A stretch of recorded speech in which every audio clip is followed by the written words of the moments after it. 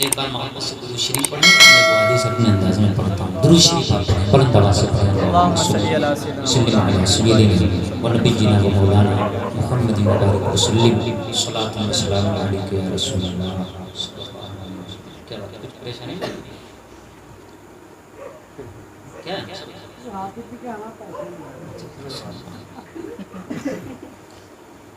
چلیے ٹھیک، ایک بار اور درود شریف پڑھیے، جتنا پڑھ سکیے اتنا پڑھیے. حضور پر درود کی فضیلت ہے تو آپ نے سنی ہے، پڑھیے بڑی آواز سے. وسلم علی سیدنا و نبینا و مولانا محمد وسلم. صلاۃ و سلام علیک یا رسول اللہ.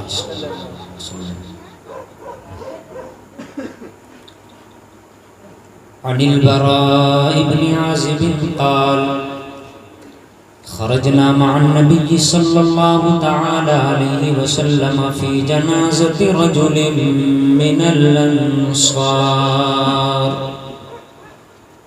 حضرت براء بن عازب صحابی رسول رضی اللہ تعالیٰ عنہ وارضاہ عنہ فرماتے ہیں، ان سے مروی ہے کہ ہم بہت سارے حضور کے غلام یعنی صحابہ حضور کے ساتھ ایک انصاری صحابی کے جنازے میں گئے. کہاں گئے؟ جنازے میں گئے. کہاں گئے؟ اب اگلے بار بولو، یاد ہے اس لیے بلواتا ہوں. دیکھو وہ ہمارے چچا سے اچھا نہیں دیکھ رہے ہیں، دھیرے سے دیکھ رہے ہیں. کہاں گئے؟ جنازے میں. کہنا تو آئے، بولو کہاں گئے؟ موت کی یاد آئے. کہاں گئے؟ جنازے میں گئے.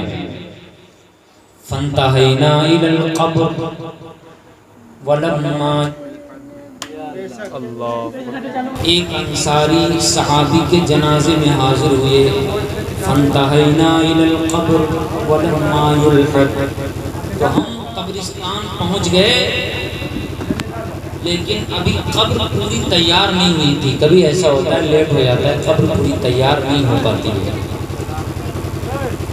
حضرت براء بن عازب رضی اللہ تعالیٰ عنہ فرماتے ہیں کہ ہم لوگ حاضر تو ہو گئے وہاں، جنازہ بھی وہاں حاضر کر دیا گیا، جنازے کی نماز بھی پڑھی جا چکی، مگر ابھی قبر کمپلیٹ نہیں تھی، تیار نہیں تھی. فجلس رسول اللہ صلی اللہ تعالیٰ علیہ وسلم وجلسنا حولہ، تو ہمارے اور آپ کے پیارے سرکار رسول گرامی وقار صلی اللہ علیہ وسلم تشریف فرما ہو گئے، یعنی ایک جگہ حضور بیٹھ گئے. صحابہ کرام بھی حضور کی معیت میں جب دیکھا کہ ہمارے آقا بیٹھے ہوئے ہیں تو صحابہ کرام بھی گولا بنا کر پادب حضور کے ارد گرد بیٹھ گئے.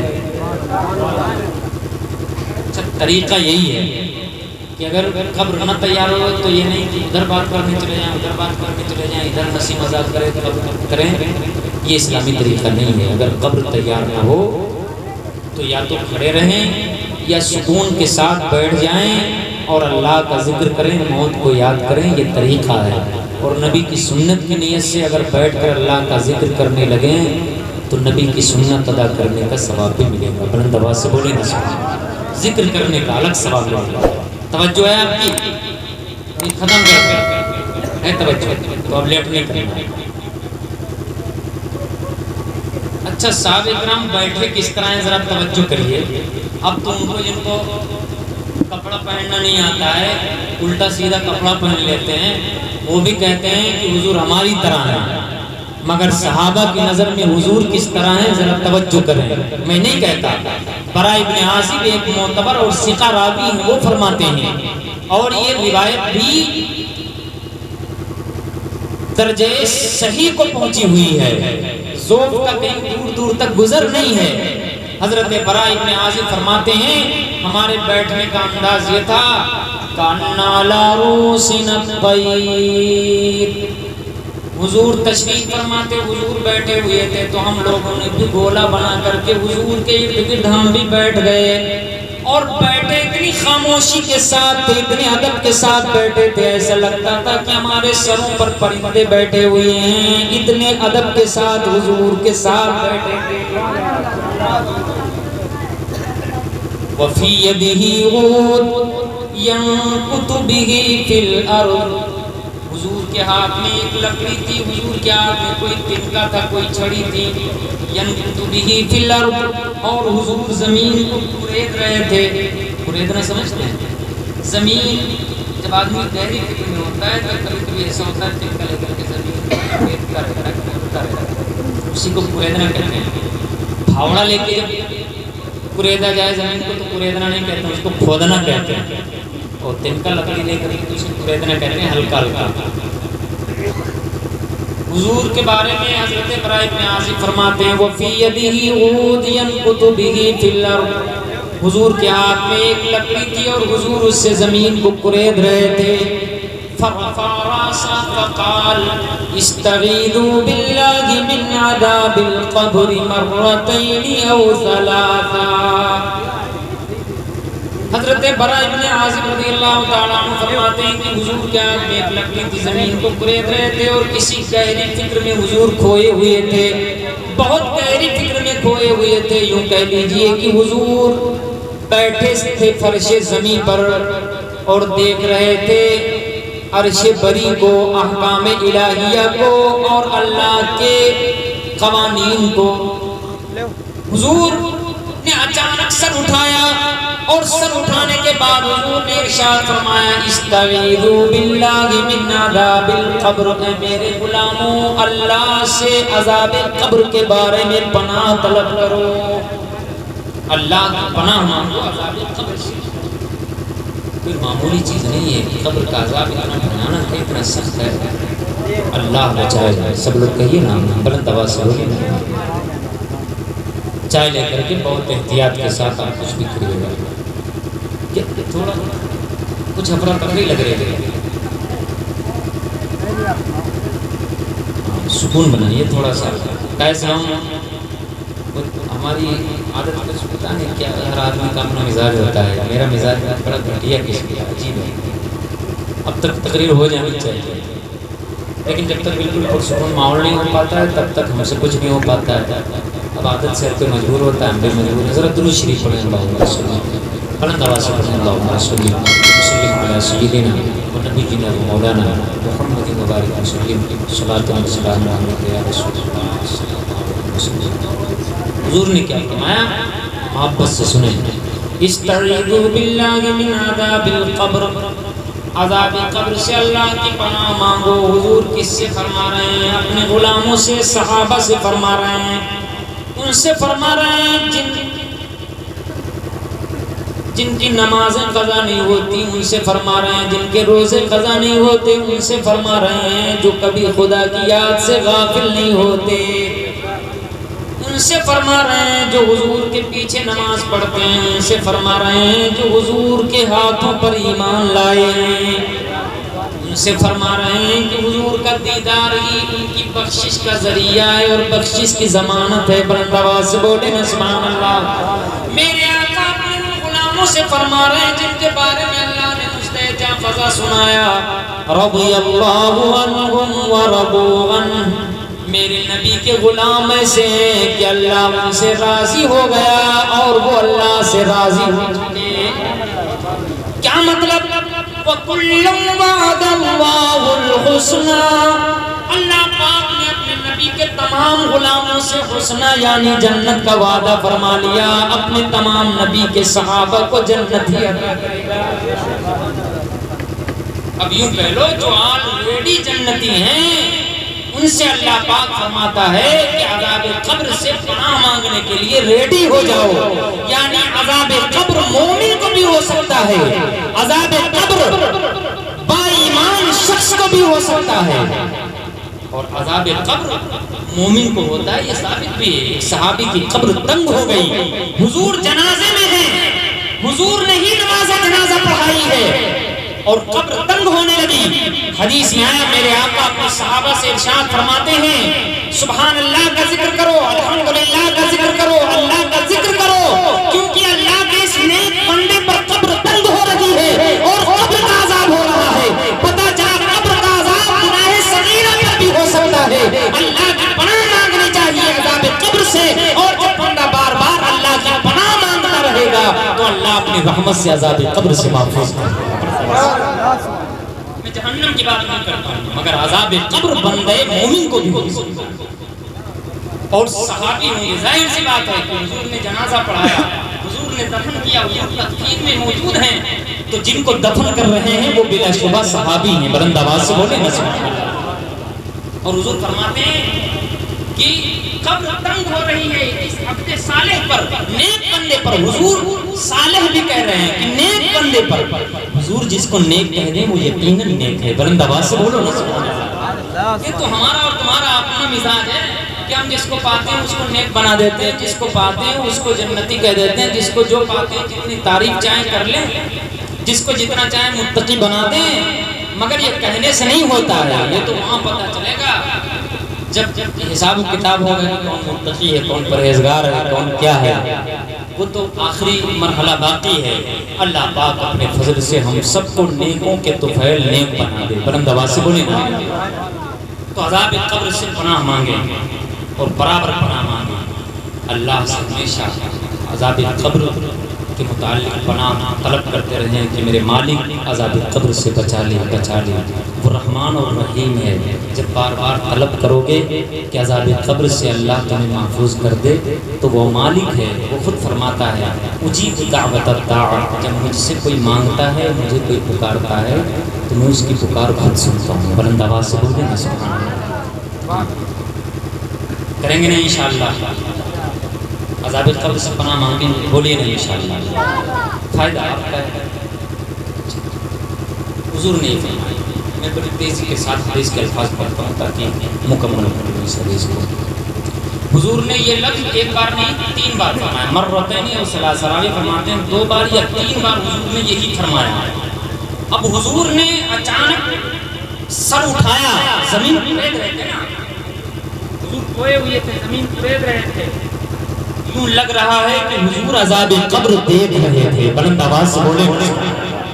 اور سر اٹھانے کے بعد حضور فرماتے ہیں کہ میرے جانثار صحابہ عذاب قبر سے اللہ کی پناہ مانگو، عذاب قبر سے اللہ کی پناہ مانگو، عذاب قبر سے اللہ کی پناہ مانگو۔ پھر حضور کی زبان اقدس کھلی تو حضور نے مرنے سے لے کر کے قبر میں دفن کرنے تک اور قبر میں دفن ہو جانے کے بعد کیا کچھ پیش آتا ہے مومن کو، کیا کچھ معاملہ ہوتا ہے کافر کے ساتھ، وہ سب حضور نے تفصیل کے ساتھ بیان فرمایا اور پورے زمانے کو بتا دیا کہ محمد عربی آمنہ کلال، مسلمانوں کا پیغمبر، پوری کائنات کا رسول، نبیوں کا نبی، اگر جفر سے زمین پر بیٹھ کر زمین کو دیکھتا ہوتا ہے مگر قبر کے حالات کو اپنی نگاہوں سے ملاحظہ کرتا رہتا ہے۔ انی ارا ما لا ترون، تمہارا نبی وہ ہے، وہ کچھ دیکھتا ہے جس کو عام لوگ نہیں دیکھ سکتے، بلند آواز سے بولیں۔ اور یہ بخاری مسلم اور حدیثیں پڑھ کے کہتے ہیں حضور ہماری طرح ہیں، ان سے پوچھو کہ تم نے دیکھا ہے قبر میں کیا ہوتا ہے، تو دانت نکال کر کے ایک انگل کا یہ کہ حدیث میں آیا ہے، بخاری میں آیا ہے۔ ابے تجھے بخار پکڑ لے، نیمونیا پکڑ لے، بخاری میں آیا ہے، بخاری میں کس کا قول نقل کیا گیا ہے، بخاری میں جو حدیثیں ہیں وہ کس کی ہیں، بخاری میں فرامین کس کے ہیں، کہنا پڑے گا حضور کے ہیں یا حضور کے غلاموں کے ہیں، بلند آواز سے بولیں۔ تو بتایا حضور نے، تبھی تو ایک انگل کا دانت نکال کے کہتا ہے کہ حضور نے بتایا ہے قبر میں سوالات ہوتے ہیں، حضور نے بتایا ہے کیا بات ہے، لیٹ آ گئی، اچھا لیٹ آ گئی، پھر کیسے لاتے ہیں، کہاں لے جاتے ہیں، کس طرح لے جاتے ہیں، کہاں تک لے جاتے ہیں اور کیسے واپس لاتے ہیں، واپس لانے کے بعد پھر کیا ہوتا ہے، یہ سب حضور بیان فرما رہے ہیں۔ یہ کون بیان کر سکتا ہے؟ جو قبر کے حالات دیکھ رہا ہو وہی بیان کرے گا، بلند آواز سے بولو گے سبحان اللہ۔ تو اگر حضور ہماری طرح ہو تو ہمیں تو کچھ نظر نہیں آتا، ہم تو قبرستان میں تو دن رات بیٹھے رہیں، کچھ نہ نظر آتا، اندر کیا ہو رہا ہے کچھ پتہ چلتا ہے، کچھ نہیں پتہ چلتا ہمیں۔ مگر حضور کا حال یہ ہے کہ حضور قبر کے پاس سے گزرتے بھی ہیں تو حضور کی نگاہیں دیکھ لیتی ہیں کہ قبر والے کو عذاب ہو رہا ہے، بلند آواز سے بولیں نا سبحان اللہ۔ ہاں حدیث میں بات ہے، بات لمبی ہو جائے گی اس لیے میں یہ حدیث نہیں پڑھتا ہوں، بخاری شریف کی حدیث سے بات ہے۔ اگر آپ کہیں تو 2-4 لفظوں میں بیان کر دیں، بات چھوڑی نہ جائے۔ حضور ایک بار مکے کی گلیوں سے گزر رہے تھے، ایک قبرستان کے پاس سے گزرے. سنو بخاری میں حدیث ہے، یہ سب بخاری پڑھ کے کہتے ہیں حضور ہماری طرح ہے، ایک کتا کا دانت نکال کے حضور ہماری طرح ہے، بشر تھے. ابے لڑ کہیں کہ بشر حضور تھے، بلا شبہ حضور بشر ہیں، مگر حضور کی بشریت کو دیکھ کر کے فرشتے بھی تمنا کرتے تھے کہ مالک مجھے بشریت کا لبادہ دے دے، لیکن اپنے نبی کا غلام محمد عربی کا غلام بنا دے. جب سے دیکھا ہے لباس بشری میں انہیں، ہر فرشتے کی تمنا ہے کہ بشر ہو جائے. اور یہ بخاری پڑھ کے بشریت کے لبادے میں دیکھ کر کے اتنا بورایا گیا، اتنا بخار چڑھا کہ دان نکل گیا کہ نبی ہماری طرح تو پگلا ہی نہیں گیا ہے تو کیا ہوگا. بہرحال میرا یہ موضوع نہیں ہے، ورنہ ان کا بقیہ ادھیڑ دیتا. بہرحال میرا موضوع دوسرا ہے. حضور گزرے، کہاں سے گزرے؟ قبرستان سے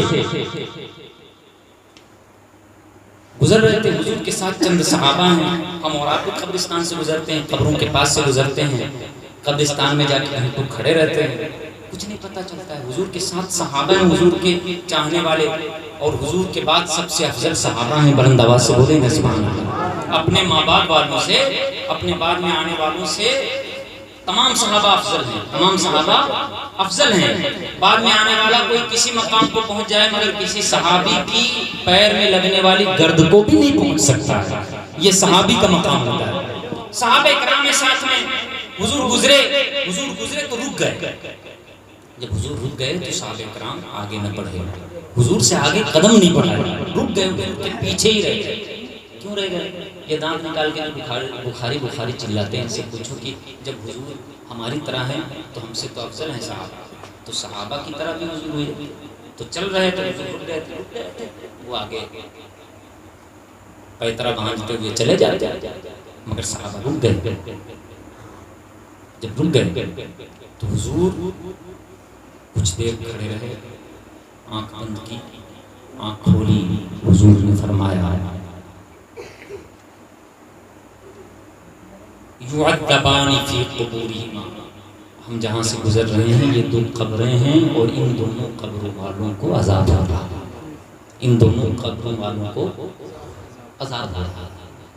اب ساتھ میں صحابہ ہیں، ان کو کچھ پتہ نہیں چلا، مگر حضور رک گئے اور رک کر کہتے ہیں ان کو عذاب ہو رہا ہے.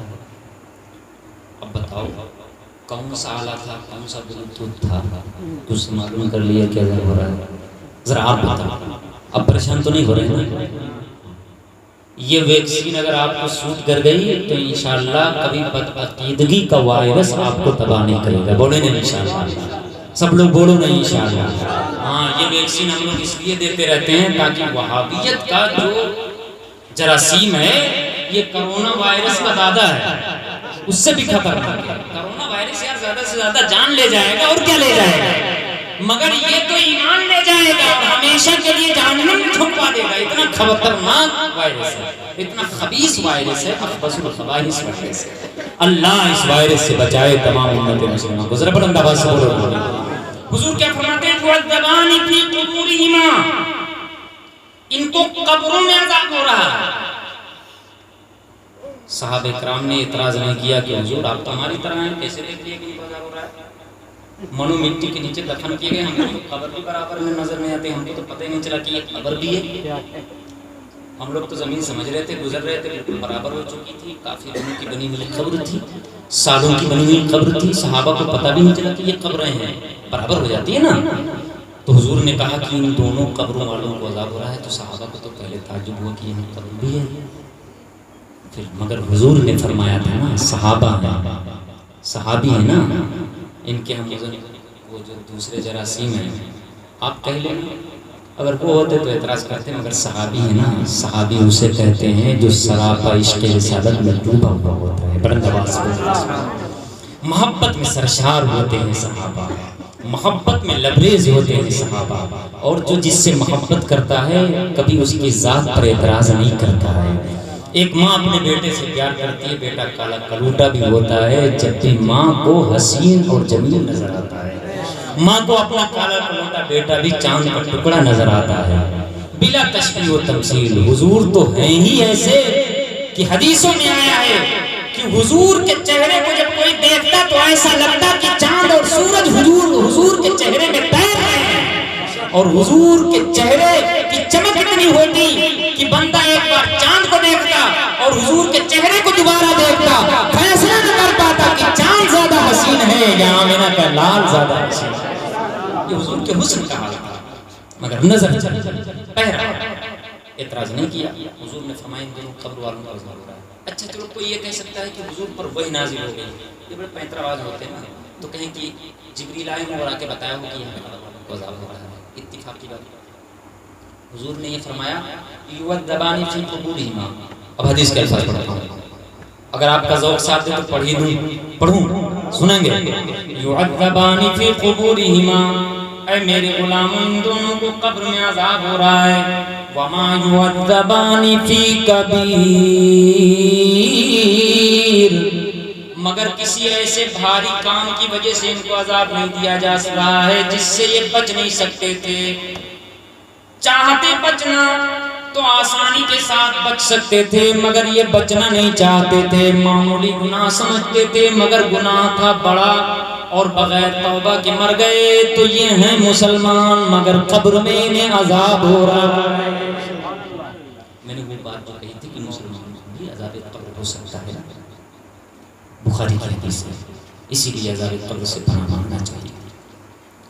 اب حضور ڈیٹیل کے ساتھ بیان کرتے ہیں کہ میرے جانثارو سنو، تمہارے فائدے کی بات ہے کہ ان کو عذاب کیوں ہو رہا ہے۔ نگاہ مصطفیٰ اس کی تحقیق کر چکی ہے، میری نگاہیں ان گناہوں کو بھی دیکھ رہی ہیں۔ سنو، کان احدہما لا یستتر من بولہ وکان الآخر یمشی بالنمیمہ۔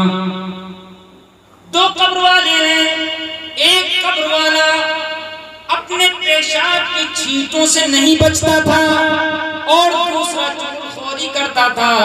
اگر یہ دونوں چاہتے بچنا تو پیشاب کی چھینٹوں سے بچنا بھی بڑا آسان، اور چغلخوری نہ کرنا، اس سے بچ جانا بھی انتہائی آسان۔ سمجھ میں حضور فرما رہے ہیں ان دونوں کو عذاب قبر ہو رہا ہے، قبر میں عذاب ہو رہا ہے۔ کیوں ہو رہا ہے؟ حضور یہ بھی بیان فرماتے ہیں کہ ایک پیشاب کی چھینٹوں سے نہیں بچتا تھا، دوسرا چغلخوری کرتا تھا۔ اللہ بلند آواز سے بولو نا اللہ اکبر۔ اچھا حضور نے بیان فرما دیا۔ اب حضور رحمت عالم ہے، حضور ایسے چلے جائیں گزر جائیں اپنی امت کو عذاب میں مبتلا دیکھ کر کے، یہ کون سوچ سکتا ہے؟ اللہ اکبر، حضور علاج کر کے جا رہے ہیں، بلند آواز سے بولو نا سبحان اللہ۔ اچھا کوئی ایک ڈاکٹر مجھے بتاؤ جو قبر میں جانے کے بعد علاج کرتا ہے؟ بولو ہے؟ اس سے پہلے علاج بند کر دیتا ہے، بتا دیتا ہے اسپائر ہو گیا، ڈر کے مارے یہ نہیں کرتا، کہتا کہ مر گیا ہے، لے جا کام ختم۔ اور کچھ تو اتنے ڈرپوک ہوتے ہیں، اپنے علاج پر اتنا بھروسہ ہوتا ہے، جب زیادہ سیریس دیکھتے ہیں تو گھر والوں سے پہلے لکھا لیتے ہیں کہ ہم ایڈمٹ تو کریں گے مگر شرط پر کریں گے کہ اگر انتقال کر جائے تو میری کوئی ذمہ داری نہیں۔ بڑا ہوتا ہے ایسا کہ نہیں ہوتا؟ کتنا ناز ہے اپنے ڈاکٹریٹ پہ، کتنا ناز ہے اپنی دواؤں پر، اور پھر بھی بڑے بڑے دعوے، یہ کر ڈالیں گے وہ کر ڈالیں گے، یہ کر لیں گے وہ کر لیں گے۔ ان کے کرنے سے کچھ نہیں ہوگا، ہوگا وہی جو اللہ کرے گا۔ بلند آواز سے بولو سبحان اللہ۔ میرا توجہ کریے، حضور نے دو کھجور کی ٹہنیاں منگائی، ہری ٹہنیاں حضور نے منگائی، اور منگانے کے بعد حدیث کے الفاظ ہیں فشقھا بنصفین۔ کھجور کی ٹہنی منگانے کے بعد میں حضور نے ان کو بیچ سے پھاڑ دیا۔ حضور نے کھجور کی ایک ٹہنی منگائی، فشقھا بنصفین، اور اس کو دو بھاگ میں تقسیم کر دیا، پھاڑ دیا بیچ میں۔ ارے یار نہیں سمجھ پائے ہو؟ ہاں پھاڑ دیا۔ اب جب پھاڑ دیا تو ایک تھی دو ہو گئی نا ٹہنیاں۔ حضور نے ایک قبر پر ایک کو گاڑ دیا اور دوسری قبر پہ دوسرے حصے کو گاڑ دیا۔ جب اتنا حضور نے کیا تو اب تک صحابہ نے کوئی اعتراض نہیں کیا، اور صحابہ اعتراض کرتے ہی نہیں تھے، اعتراض کرتے ہی نہیں تھے۔ پوری ذمہ داری کے ساتھ کہتا ہوں کہ کوئی صحابی کبھی اعتراض کیا ہی نہیں۔ ہاں کوئی بات نہ سمجھ میں آئے تو جانکاری کے لیے کہتے یا رسول اللہ یہ بیان فرما دیں، ہماری عقل میں نہیں ہے۔ بلند آواز سے بولو رسول اللہ۔ پوچھ لینا اور بات ہے، اعتراض اور بات ہے۔ اعتراض کرنا ہوتا تو کہتے ارے یا رسول اللہ کون سا آلہ ہے جس سے آپ کو دکھا ہم کو نہیں دکھا؟ دو آنکھیں آپ کی دو آنکھیں ہماری، دو کان آپ کے دو کان ہمارے، دو ہاتھ آپ کے دو ہاتھ ہمارے، دوپہر آپ کے دوپہر ہمارے، مکے میں آپ مکے میں ہم، آپ جہاں وہاں ہم آپ کے ساتھ آپ ہمارے ساتھ، آپ کو نظر آ رہا ہے زمین کے نیچے اور ہم کو کچھ نظر نہیں آتا. آپ تو ہماری طرح کھاتے پیتے بھی ہیں، چلتے پھرتے بھی ہیں، آپ نے شادی بیاہ بھی کیا، مکے کی گلیوں میں بازاروں میں آپ بھی گھومتے ہیں، ہم بھی گھومتے ہیں. پھر کیا وجہ ہے کہ آپ کہہ رہے ہیں کہ نیچے عذاب ہو رہا ہے؟ ہم کیسے مان لیں؟ اگر اس طرح کہتے تو اعتراض ہوتا، مگر صحابہ یہاں بھی خاموش رہے. حضور نے فرمایا کہ چغل خوری کی وجہ سے عذاب ہو رہا ہے، صحابہ یہاں بھی خاموش رہے. پیشاب کی چھینٹوں سے نہ بچنے کی وجہ سے عذاب ہو رہا ہے، صحابہ یہاں بھی خاموش رہے. پتہ چلا ان کی خاموشی یہ بات بتاتی ہے کہ وہ یہ مان چکے تھے کہ حضور جو کہہ دیں وہی حق ہوتا ہے. جو شب کو کہہ دیا دن ہے وہ دن نکل آیا، جو دن کو کہہ دیا شب ہے تو رات کہہ رہی. تمہارے منہ سے جو نکلی وہ بات ہوتی رہی. یہاں تک تو صحابہ کرام نے پوچھا بھی نہیں، ان کا عقیدہ تھا، ان کا ایمان تھا، حضور جو کہہ دیں وہی پر حق ہے. بلند آواز سے بولو سبحان اللہ. وہ جانتے ہیں کہ حضور ہماری طرح نہیں ہے، حضور وہ دیکھتے ہیں جو ہمیں نظر نہیں آتا. مگر جب حضور نے کھجور کی ایک ٹہنی منگائی، وہ بھی ہری، اور اس کو بیچ سے پھاڑ کر کے ایک قبر پر ایک گاڑ دیا، دوسری قبر پر دوسری کو ڈال دیا، تو انہوں نے کہا لما فعلت ھذا یا رسول اللہ، میرے آقا یہ کھجور کی ٹہنی اٹھا کر کے پھاڑ کر کے دونوں قبروں پر رکھا آپ نے، یہ ہماری سمجھ میں نہیں ہے، آپ بیان فرماتے ہیں. صرف اتنا پوچھا، جو یہ ٹہنی گاڑی یہ سمجھ میں نہیں آیا، یہ پوچھ لیا. تو حضور کیا فرماتے ہیں سبحان اللہ، لعلہ ان یخفف عنہما ما لم تیبسا او الى ان ییبسا. حضور فرماتے ہیں کہ یہ دونوں تر شاخیں ہیں، اور تر چیز ہری چیز اللہ کا ذکر کرتی ہے. جب تک یہ قبر پر تر چیزیں رہیں گی اللہ کا ذکر کرتی رہیں گی، اور اللہ کے ذکر سے سکون نازل ہوتا ہے اور عذاب ٹل جایا کرتا ہے. میں نے اس لیے یہ کیا ہے تاکہ ان کو عذاب قبر ہو رہا ہے یہ ذکر کریں، اور ان کے ذکر کا فائدہ صاحب قبر کو ہو جائے اور عذاب ٹل جائے، اللہ کی رحمت طرح ہے. بلند آواز سے بولو نا. صاف ستھری بات ہے. یہ بخاری میں بھی ہے یہ حدیث، مسلم میں بھی ہے، صحاح ستہ میں ہے. جتنی یہ 6 کتابیں ان میں اکثر میں یہ روایت موجود ہے، اور ان کے علاوہ حدیث کی سینکڑوں کتابیں ہیں صحاح ستہ کے نیچے جس میں یہ حدیثیں الفاظ کا اختلاف ہے. باقی اس مفہوم کی حدیث سینکڑوں روایتیں کتابوں میں حدیث کی ملتی ہیں. حضرات کھجور کی ٹہنی تر ہوتی ہے، حضور نے کیوں ڈالا؟ وجہ بیان کی حضور نے کیا بیان کی؟ لعلہ ان یخفف عنہما ما لم تیبسا، کہ جب تک یہ ٹہنیاں سوکھ نہیں جائیں گی یقیناً ان کے قبر کا جو عذاب ہو رہا ہے وہ ہلکا ہوتا رہے گا. ذرا بلند آواز سے بولو نا، ہلکا ہوتا رہے گا. اب یہ تھوتن پھلا کے بھون نکال کے اگر اللہ والے کے مزار پر ہرا گلاب ہوتا ہے نہیں، ہرا اس لیے کہتے ہیں کہ وہ تر رہتا ہے. تر ہوتا ہے نا، سوکھا تو نہیں ہوتا نا. جیسے ان کا منہ سوکھا ہوتا ہے ویسا ہوتا ہے کہ گلاب کھل رہا ہوتا ہے، تازہ ہوتا ہے. تازہ گلاب ہم قبروں پر ڈال دیں، ہری ٹہنیاں ڈال دیں تو یہ کہتے ہیں یہ بدعت ہے، ناجائز ہے. ثابت کہاں سے ہے؟ اس کا فائدہ کیا ہوگا؟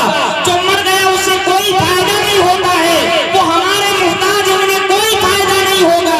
کیا تم کچھ بھی کرو گے کوئی فائدہ نہیں پہنچے گا. جو کر کے گیا ہے بس اسے وہی ملے گا. اب مرنے کے بعد اسے کوئی فائدہ نہیں پہنچایا جا سکتا ہے. جبکہ بخاری بتاتی ہے، حضور کا عمل بتاتا ہے. حضور نے ٹہنیاں ڈال کر یہ بتا دیا کہ جب بھی کوئی نر چیز قبر پہ ڈالی جائے گی تو صاحب قبر کو فائدہ پہنچتا رہے گا. اہل سنت کا یہ معمول حضور کی حدیث کے مطابق ہے، بخاری کے مطابق ہے، بدعت نہیں بلکہ سنت رسول ہے. آپ پڑھتے نہیں ہیں، بڑی آسانی کے ساتھ یہ کہہ کر کے نکل جاتے ہیں. اگر آپ پڑھا کریں تو منہ توڑ جواب دیں گے. کیسے جواب دیں گے؟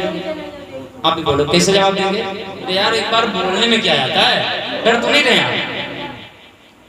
بڑے ڈر پوک ہے یار، نہیں ڈر رہے نا. اچھا تو آپ ڈرتے نہیں ہیں. جملہ بدل لیتا ہوں میں، واپس کرتا ہوں. رجوع کر لیتا ہوں. ذرا درود شریف پڑھیں اللہم صلی، بلند آواز سے پڑھیں اللہم صلی وسلم علی سیدنا و نبینا و مولانا محمد مبارک وسلم صلاۃ و سلام علیک یا رسول اللہ صلی اللہ علیہ وسلم. اچھا جب چھڑی گئی ہے تو آپ ان سے کبھی پوچھو کہ حضور کو یہ کیسے پتہ چلا کہ